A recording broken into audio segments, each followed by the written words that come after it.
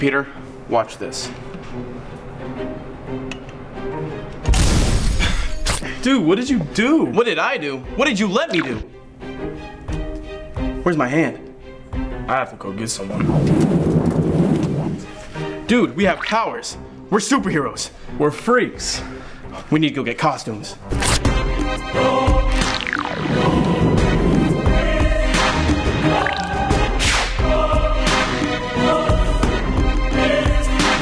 Well, now that we're superheroes, I figured we can come get some inspiration from comic books. Okay, give me a second. Can you believe there's not one single comic book in here? You figured they have a lot considering the popularity of the comic books. I got another idea. Here you go. Where'd you get these? Well, actually, there's a lot of comic book stores in Lakeland, so I just picked one.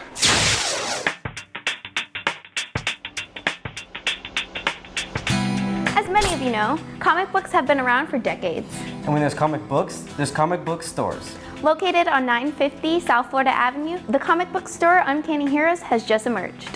Today we sit down with the co-owners Michael and Clark to discuss why they opened it and the impact comic books have on society. You know, we decided to open the comic book shop here in Lakeland because first and foremost, I'm a Lakeland resident. There are other comic book stores in the area, but nothing quite like what we do, so we decided that it was time for Lakeland to have a shop here that delivered comics in the way that we feel they should be delivered.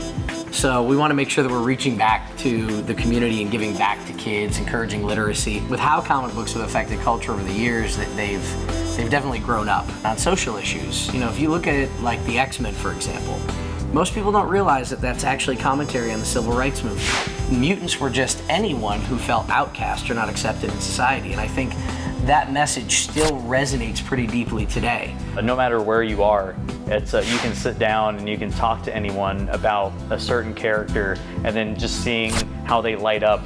Comic books have made a huge impact in my personal life by showing me that it's okay to be different from other people. You can wake up and be something different if you want to. Comics have impacted me personally. You know, they've always been something inexpensive and easy to turn to for entertainment. The artwork is always super interesting and unique in every comic you pick up. Now that you have a feel for Uncanny Heroes, you can check it out for yourself. With new comic books every Wednesday, you're sure to be caught up with the newest and latest comics. And who knows, you may even run into others in the community who share your same love for these creative stories. I'm Annabelle Valderrama. And I'm Jared Carson, reporting for IgnitionTV. Gavin, doesn't everything look a bit odd to you? What was that for? Did you see that? See what? That. Did you see this? Oh, it's not fun, is it? No, but this art style is. Everything really pops out. Comic books originated in 1936 and have massively grown in popularity. But since then, comic books have changed and molded to our generation. Art in the comic book world is a very controversial topic because there are some who love the golden age and then there are some who love the new modern look. I'm Brianna McKinney, and today we're going to be talking about two different generations of art and comic books. Comics in the golden and silver age had to be written and drawn quickly so they could be rushed to the market. The technique they used was called the bin-day dots. Now this method was just about as cheap as the paper they used. Not only that, but the printing process made things a little complicated. Notice how they only use exclamation marks and very vibrant colors, because if they didn't do this, all their artwork wouldn't show up. Now some people love this because they believe that the less artwork there was, the more one's mind could fill in the blanks.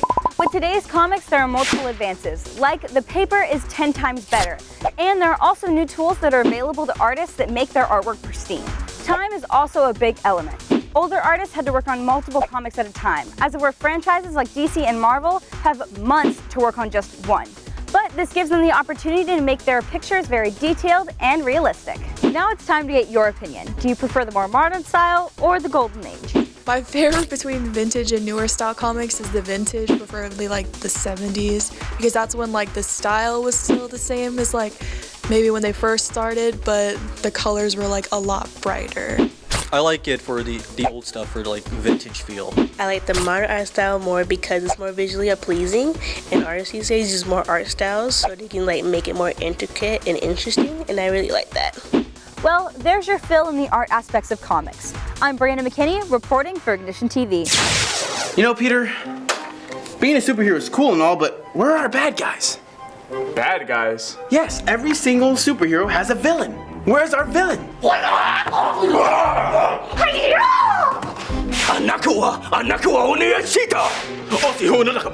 Sushimi. You know Japanese? I'm fluent in sushi.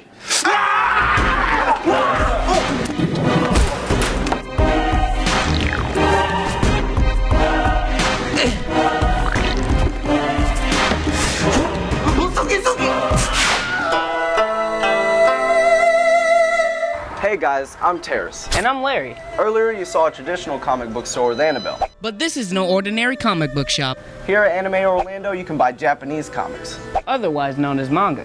Manga and anime became a huge hit in the 90s and 2000s with Adult Swim's Toonami segment, showing classics such as Dragon Ball Z, Ghost in the Shell, and Cowboy Bebop. Here you can find the old and the new, so let's go check them all out. Even in a steady decline, manga continues to be a beloved media by its fans. A perfect example is the popular series One Piece, which is currently sold over 250 million copies worldwide. So after walking around the store, we remembered a club on our campus, the Sci-Fi Club, who also watches anime and reads manga. So after a quick transformation, what are you doing? I traveled to the Sci-Fi Club for some interviews.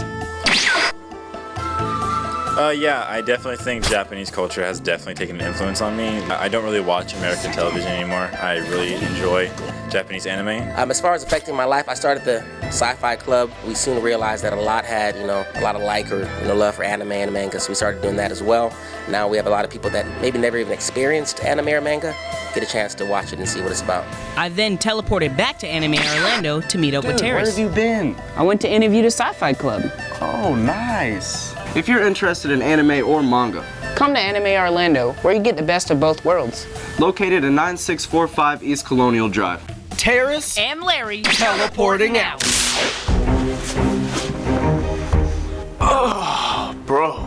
This superhero stuff is tough. Well, you know what they say. With great power Comes great visibility. It's responsibility. I've heard it both ways. Let's go save the world. Now why you gotta run so fast, Peter? You know I can't do that.